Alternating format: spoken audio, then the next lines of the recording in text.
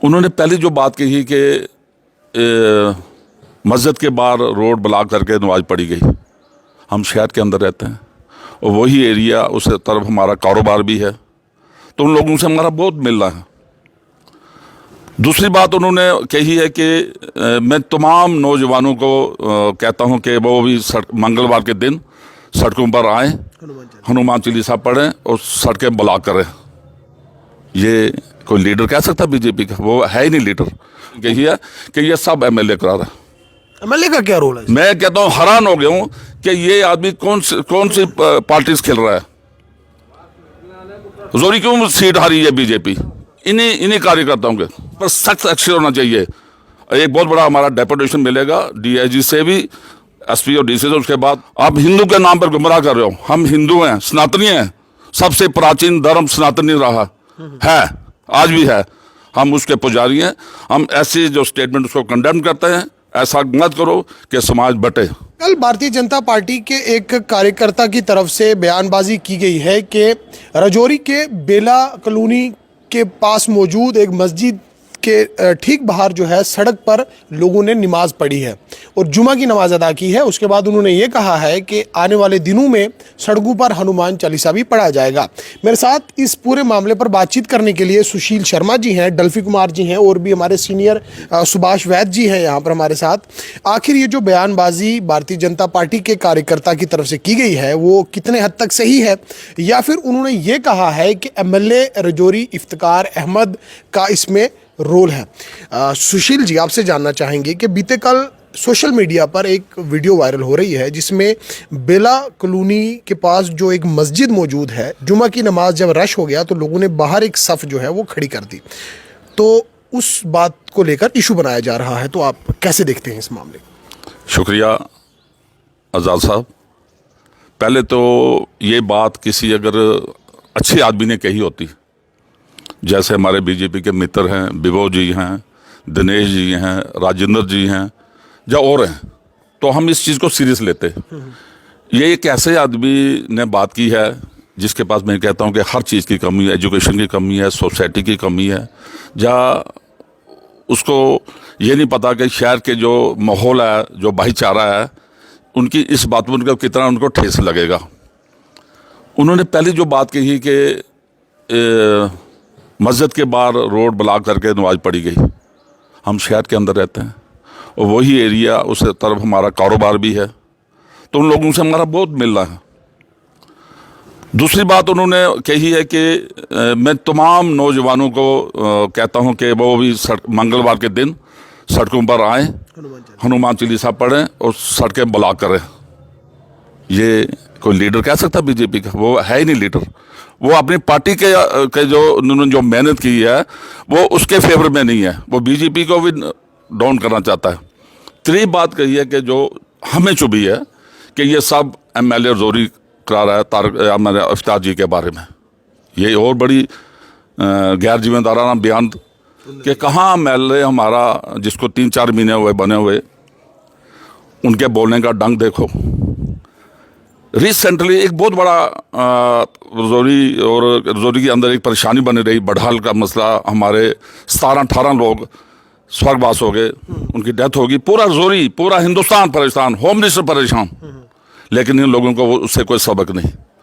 मैं मुबारकबाद देता हूँ यहाँ के हमारे जो जीएमसी के भाटिया साहब, प्रिंसिपल साहब, डीसी रजौरी, एसएसपी, डीआईजी और तमाम लोगों को, मीडिया को और पूरी टीम को, जिन्होंने एक स्टेप उठाया, उनको उठा के यहाँ लाया। आज हम खुश हैं कि हमारे वो भाई, हमारे वो बुजुर्ग ठीक ठाक हैं। लेकिन ये बात कहनी कि भाई कि आप सड़कों पर आकर सड़कें बुला करो नौजवानों को। उन्होंने ये कहा है कि इन लोगों, अगर ये लोग जो है रोड पर नमाज अदा कर रहे हैं, कल हम भी हनुमान चालीसा जो है वो रोड पर करेंगे, इंतज़ामिया को कोई आपत्ति नहीं होनी चाहिए। और भी कुछ लोगों ने सोशल मीडिया पर ये पोस्ट शेयर की हैं।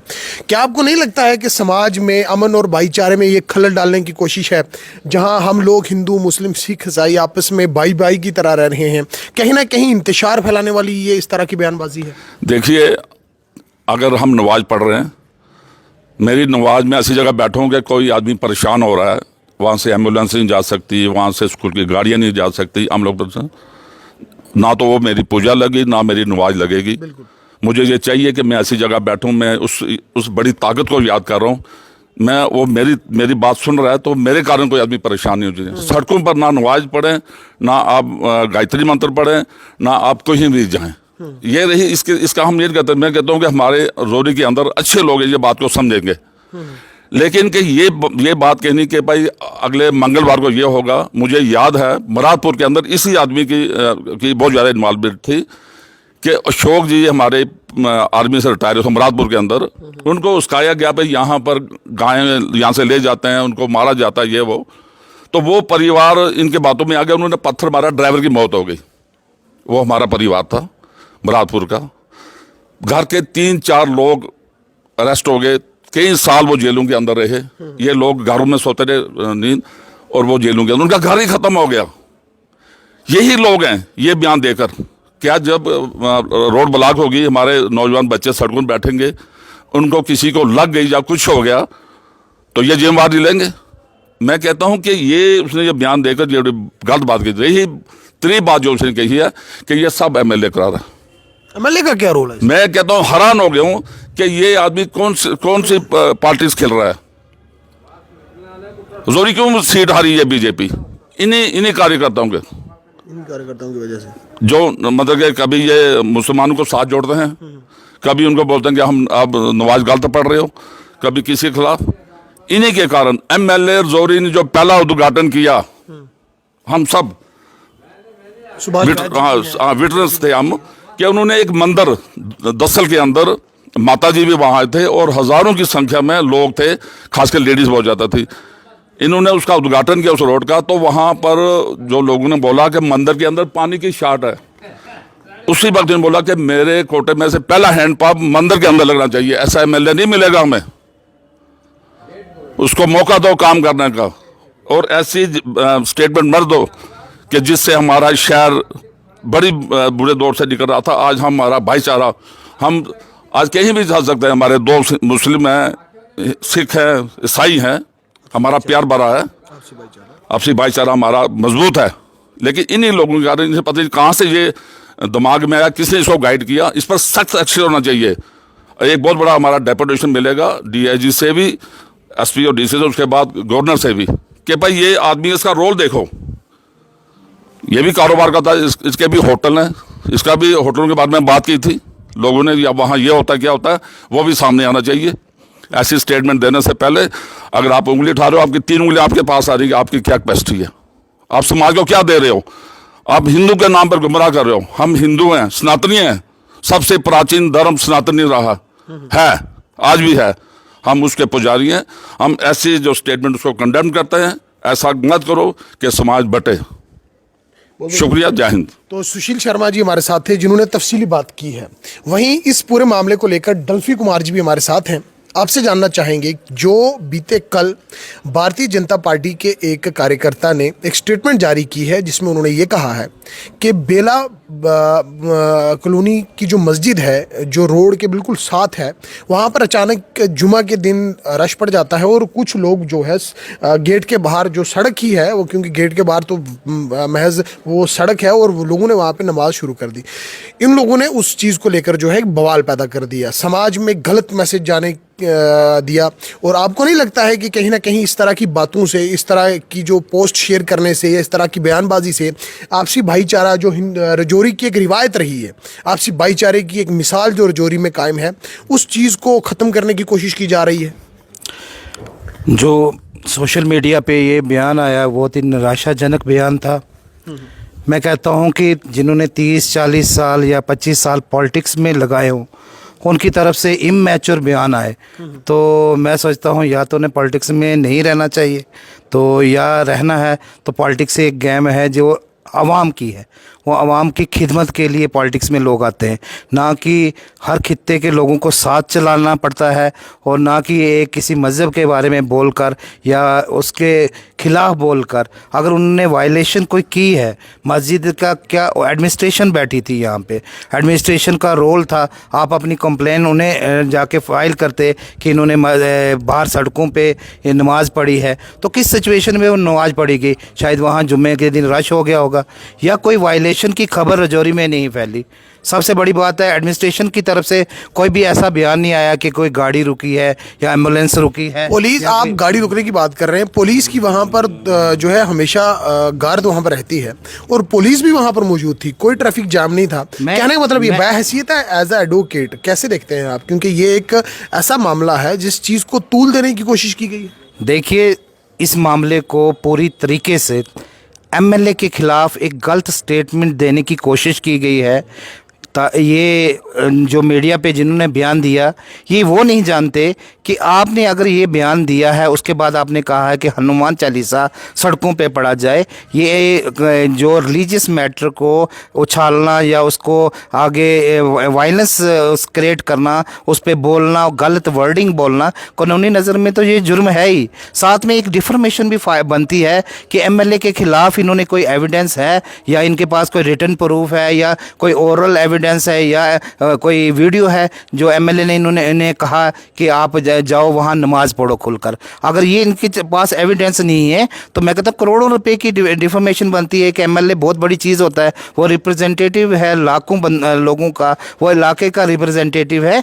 तो कानूनी दायरे में रहकर अगर कोई इनिशिएटिव लिया जाए तो सेक्शन 392 सेक्शन है बीएनएस में, तो कई ऐसी हैं। लेकिन हम नहीं चाहते कि ऐसे बयान दे के भाईचारा ख़त्म हो और रजौरी के अंदर कल ये हो कि हिंदू मुस्लिम फसाद हो। और अगर पढ़ना है हनुमान चालीसा पढ़िए, घर में पढ़िए, साइड पे खड़े होके पढ़िए, लेकिन जिस चीज़ से अगर किसी दूसरे लोगों को नुकसान होता है उस चीज़ को ध्यान में रख कर पढ़े, ताकि आने वाले वक्त में कोई ऐसी चीज़ ना नमाज गलत तरीके से पढ़ी जाए, ना हनुमान चालीसा। एक चीज़ और जानना चाहूँगा।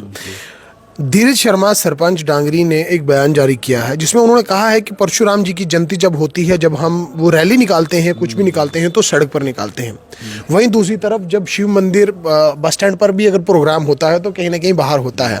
मतलब ये इन चीज़ों को जो है इन चीज़ों को लेकर जिक्र नहीं करना चाहिए। आपको लगता नहीं है कि इस तरह की बातें करना, चाहे वो मस्जिद का मामला हो, मंदिर का मामला हो, उन चीज़ों को अलग रखना चाहिए? सियासत एक अलग चीज़ है, समाजी या फिर जो मजहबी चीज़ें हैं वो इसमें इन्वॉल्व नहीं करनी चाहिए।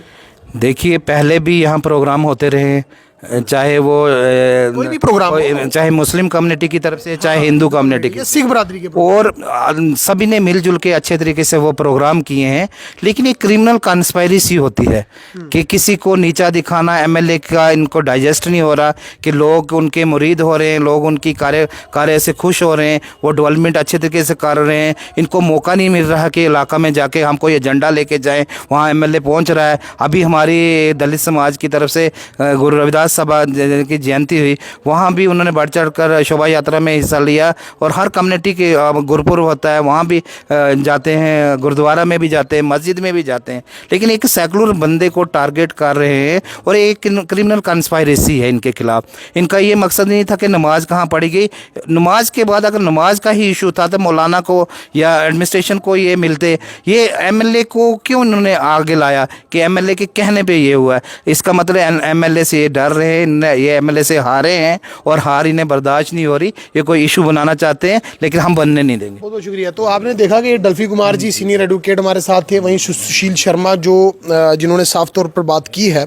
और आप लोगों से मैं एक चीज़ ज़रूर कहना चाहूँगा कि इस तरह की जो चीज़ें हैं, इस तरह की जो बातें हैं, चाहे वो किसी भी पार्टी से लीडर ताल्लुक़ रखता है, किसी भी समाज से वो ताल्लुक़ रखने वाला कोई भी लीडर है, मजहबी चीज़ों को बीच में लाना ये गलत बात है, क्योंकि इससे कहीं ना कहीं समाज में इंतशार फैलता है, समाज में आपसी भाईचारे में एक खलल जो पैदा हो जाती है। और हम लोग ये कभी नहीं चाहेंगे कि आपसी भाईचारे में किसी भी तरह की कोई खलल पैदा हो। बहरहाल जो बीते कल से एक सोशल मीडिया पर एक गहमा गहमी जैसा माहौल है, क्योंकि रजौरी के वार्ड नंबर 2 और 3 के दरमियान जो एक बेला बस स्टैंड के नज़दीकी मस्जिद है और जुमा के बाद वहाँ पर कहा जा रहा है कि रोड पर नमाज पढ़ी गई है। और हालांकि लोगों ने पढ़ी भी होगी, क्योंकि अगर कहीं रश में कि 2 मिनट के लिए अगर नमाज शुरू हो गई होगी तो पढ़ी भी होगी। बहरहाल उन लोगों की तरफ से, कुछ लोगों की तरफ से, कुछ लोग मैं कहूँगा महज कुछ लोगों की तरफ से इसे एक इशू क्रिएट करने की कोशिश की गई है और इसे एक अपनी तरफ खींचने की कोशिश की गई है और ये कहा जा रहा है कि अब इसके बाद हनुमान चालीसा जो है पढ़ा जाएगा। बहरहाल वो पढ़ा जाए या ना पढ़ा जाए, हमें उससे कोई ऐसी बात नहीं है, वो पढ़े या ना पढ़े। बहरहाल समाज में इंतशार फैलाना ये गलत है, जिसे इंतज़ामिया से भी हमारी दरख्वास्त है कि इस तरह के जो लोग हैं जो इस तरह की एक्टिविटीज़ में इन्वॉल्व रहते हैं उन पर भी कानूनी कार्रवाई अमल में लाई जाए, ताकि राजौरी एक ऐसा ज़िला है जहां पर आपसी भाईचारे की मिसाल हर जगह दी जाती है और इसी तरह हम ये उम्मीद करते हैं कि आपसी भाईचारा कायम रहे। जैसा कि सुशील शर्मा जी ने कहा, डल्फी कुमार जी ने कहा कि राजौरी में हम आपसी भाईचारे में खलल पैदा नहीं होने देंगे और जो भी लोग भारतीय जनता पार्टी के कार्यकर्ता हैं या फिर वो अगर सियासी तौर पर अगर लड़ाई लड़ना चाहते हैं तो वो खुलकर सामने आए। बहरहाल एमएलए राजौरी इफ्तिकार अहमद पर भी गैर जिम्मेदाराना जो उन्होंने बयानबाजी की है वो उससे भी आने वाले दिनों में परहेज करें। स्ट्रेट लाइन के लिए मैं राजौरी से आज़ाद।